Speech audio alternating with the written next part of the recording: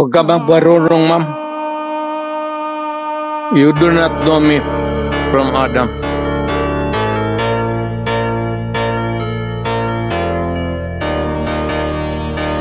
Nalaman natin meron talagang reward system at merong pinanggagalingan yung pondo para dun sa reward system. Do not make me account for something which I cannot do legally. That is not allowed by law.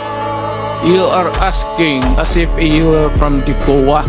Kailangan mo ng report, so you have to bring the papers. Ano? Hindi naman ako COA. Ako po kasi nagtatanong dahil ako po ay pinapapatay ni dating Pangulong Duterte. Kung pinapatay kita, bakit buhay ka pa ngayon? Successful po ba ang war on drugs ninyo? Successful, ma'am. Na-minimize yung drugs. You cannot entirely eradicate drugs because pang hanap buhay yan eh. Mr. President, you are surrounded by, I believe, 4 lawyers. Hindi ko na kailangan, ma'am. Because you are a lawyer I yourself. can take of myself. I can take care of Yes. myself. Magtanong na kayo na magtanong. Ano?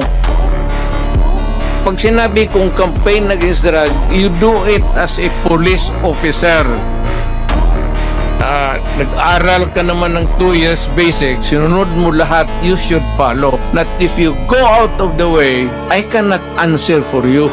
Where do you draw the line of your responsibility in this war on drugs? Because guilt is personal. Yes, it's very personal. You're a lawyer?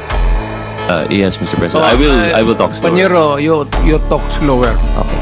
Mr. Maybe maganda ka ang English mo, pero fortunately, hindi naiintindihan.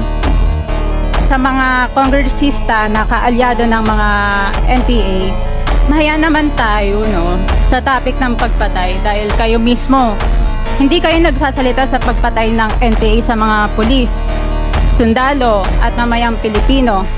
Sa NPA, nire-recruit ang mga kabataan para pabagsakin ang gobyerno at pumatay ng mga pulis, sundalo at tropa ng gobyerno. Salamat, ma'am, Mr. Chair. Bawal po pumalakpak dito. Kung gusto niyo pumalakpak, doon kayo sa labas. Maaari ba?